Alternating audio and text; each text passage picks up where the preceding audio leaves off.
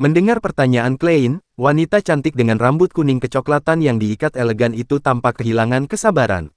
Namun, ia tetap tersenyum dan berkata, anggota kami bebas melakukan ramalan untuk orang lain di klub. Mereka juga memiliki harga sendiri dan kami mengambil potongan yang sangat kecil sebagai biaya. Jika Anda ingin meramal nasib Anda dapat melihat album ini. Di dalamnya terdapat perkenalan dan harga para anggota yang bersedia meramal orang lain. Namun, ini hari Senin sore, jadi sebagian besar anggota kami sedang sibuk bekerja. Kami hanya memiliki 5 orang di sini hari ini. Saat ia memperkenalkan klub, ia mengundang Klein untuk duduk di sofa di samping jendela di ruang resepsionis. Kemudian, ia membolak-balik album dan menunjukkan anggota klub yang hadir. Hannes Vincent, peramal tingen yang terkenal, mentor tetap klub ini, pandai dalam berbagai bentuk ramalan. Dia mematok tarif 4 soli setiap pertemuan. Itu sangat mahal. Itu cukup untuk memberi makan Benson, Melissa, dan aku untuk 2 kali makan malam yang mewah. Klein mendecakkan lidahnya tanpa suara dan tidak menjawab. Ketika wanita itu melihat ini, dia terus membalik halaman dan memperkenalkan satu demi satu anggota. Dan yang terakhir, Glasis. Anggota yang bergabung dengan klub tahun ini. Dia ahli dalam ramalan tarot, dan dia memungut bayaran 2 pence setiap kali meramal. Tuan, siapa yang akan Anda pilih? Klein tidak berdiri untuk upacara dan menjawab, Tuan Glasis.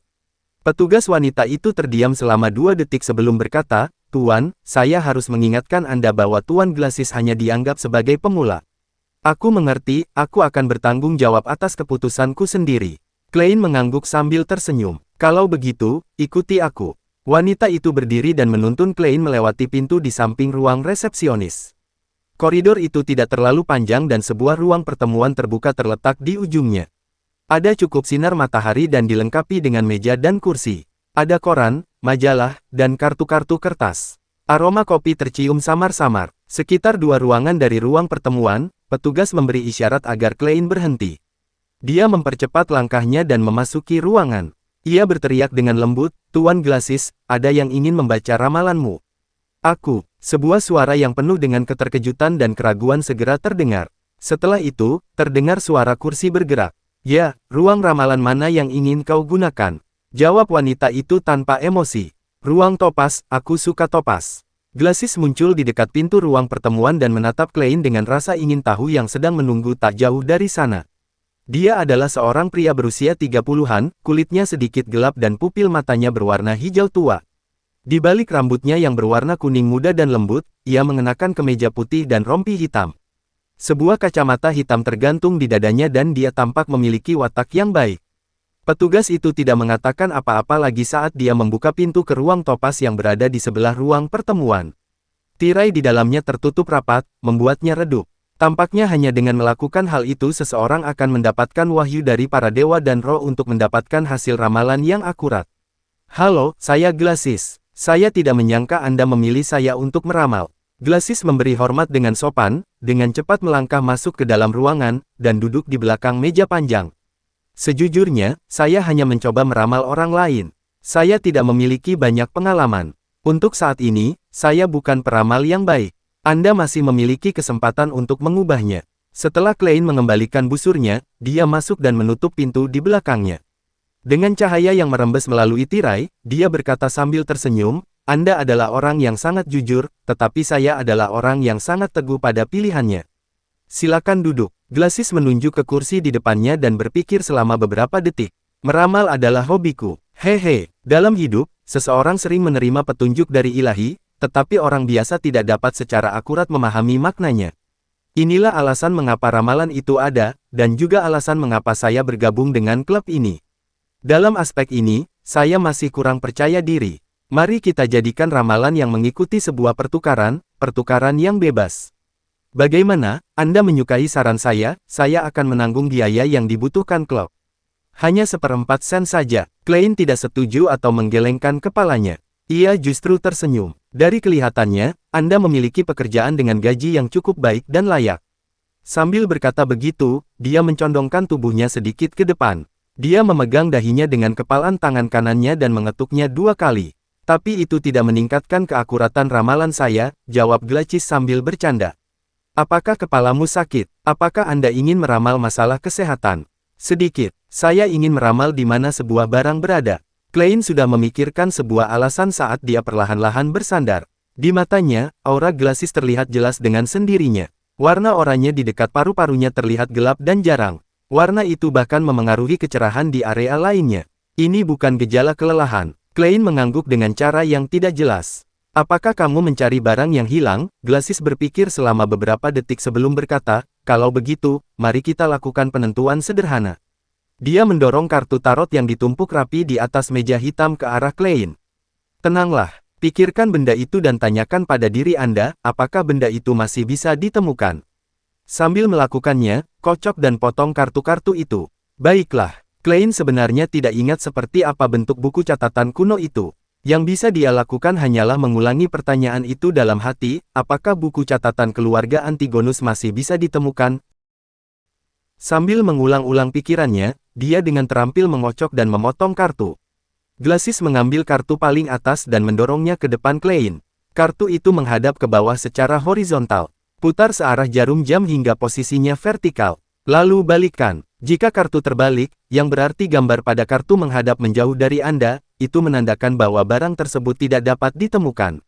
Jika kartu itu tegak lurus, maka kita bisa melanjutkan ramalan dan mencari lokasi sebenarnya.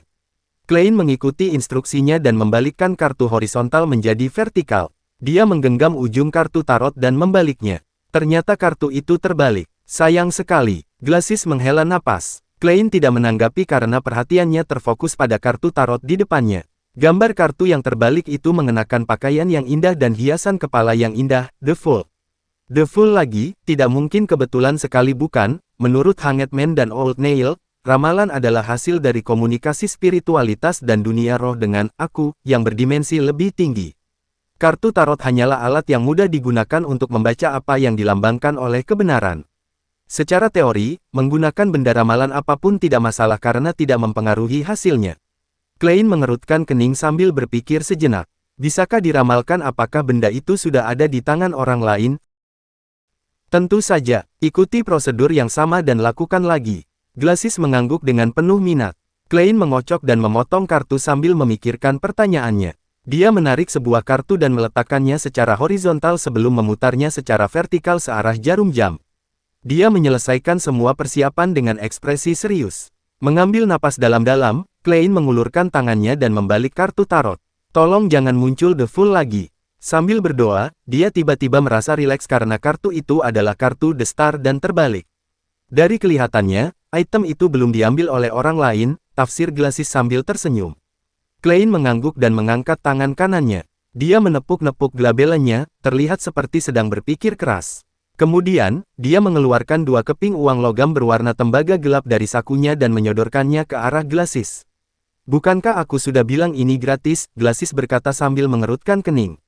Klein tertawa sambil berdiri. Ini adalah rasa hormat yang pantas diterima oleh ramalan. Baiklah, terima kasih atas kemurahan hatimu.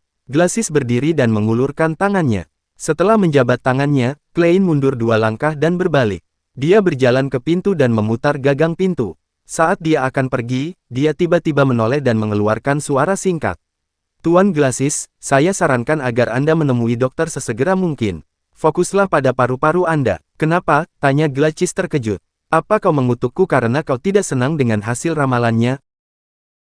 Klein berpikir sejenak sebelum berkata, itu adalah gejala yang didasarkan pada warna wajah Anda, yah, kelopak mata Anda tampak gelap. Kelopak mata tampak gelap, ini adalah pertama kalinya Glacis mendengar deskripsi seperti itu. Klein tidak menjelaskan lebih lanjut sambil berjalan keluar ruangan sambil tersenyum. Dia menutup pintu kayu di belakangnya. Apa dia seorang dokter tanpa izin atau dukun? Glacis menggelengkan kepalanya, dengan geli. Dia kemudian mengambil kacamata untuk meramal. Setelah diperhatikan dengan seksama, ia menyadari bahwa glabelanya memang gelap. Tapi ini adalah masalah lingkungan. Dalam kegelapan akibat tirai yang tertutup, tidak hanya glabelanya yang gelap, seluruh wajahnya pun diselimuti kegelapan.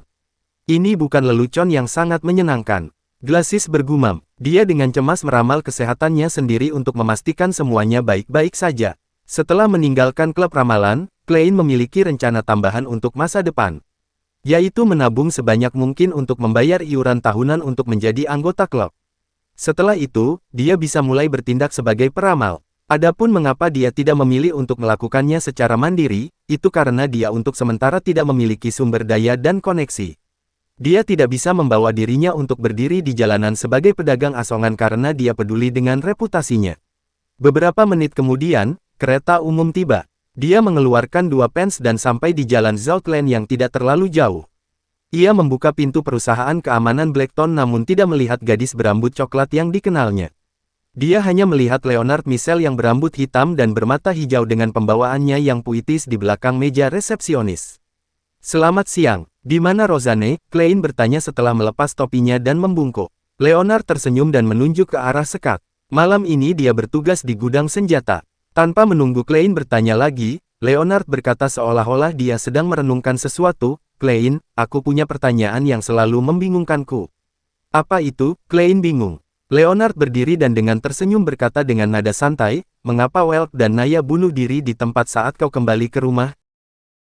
"Kemungkinan besar ada hubungannya dengan bagaimana keberadaan yang tidak diketahui itu membuatku membawa buku catatan keluarga Antigonus untuk disembunyikan," jawab Klein dengan dugaan resmi.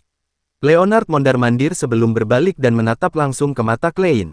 "Jika bunuh dirimu dimaksudkan untuk membungkammu dan menghapus semua petunjuk, mengapa kamu tidak menghancurkan buku catatan itu saat itu juga?"